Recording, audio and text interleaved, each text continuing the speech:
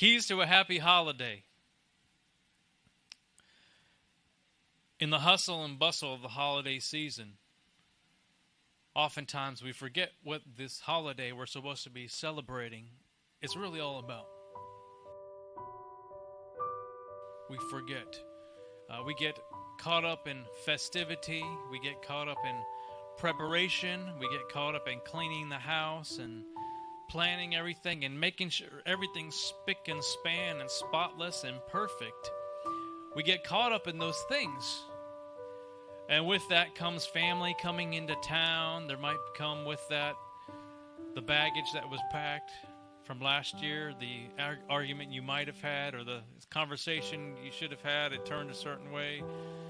And with that comes this added load of stress a lot of times that people place on, in a way, they place this upon themselves. We're talking about happy holidays, keys to a happy holiday. That's what we're preaching on this morning. So you get caught up in the house cleaning, you get caught up in the planning, you get caught up in getting all the ingredients and wondering, how am I going to get all these dishes and meals prepared on time, and wanting to make sure that everything's hot and ready at the same time, which if you're cooking multiple dishes and you got one kitchen, that's very difficult to do. He says first, be careful for nothing.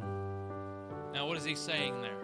It's a fancy way of saying the opposite of being careful for nothing, right? What's being careful for nothing? It doesn't mean don't care about anything. That's not what he's saying. Don't give undue attention. If you remember, there was a time in which Jesus was at the house of Martha and Mary, and she was busy serving. A right thing for a hostess to do.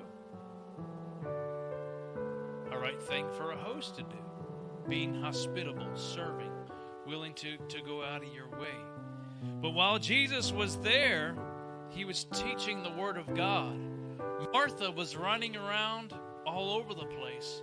She was getting flustered. She was getting upset. And she felt like, man, nobody here is in this kitchen. You got these people in this house. They're sitting at Jesus watching him. And I'm doing all the work by myself. And Jesus said, hey, Martha goes to Jesus and says, hey, you need to tell Mary to come over here and help me out. He said, this is what he said, Martha, Martha, said, thou art encumbered and careful about many things. Yet Mary hath chosen the good part, and that shall not be taken from her. I believe it's in the book of Luke. You can check the chapter out for me later on. That's your homework assignment. What was he saying? You're careful, but you're also, with that carefulness, you're allowing yourself to become encumbered, to become overburdened. And the good part is really, see, the dinner could have waited.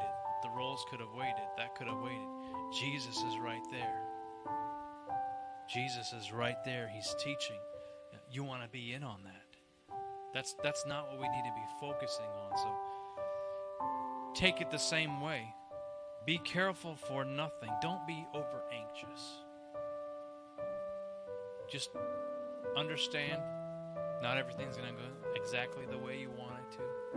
And that's okay. That's all right. So the gravy burns on you. The sauce dries up. The meat absorbs it all.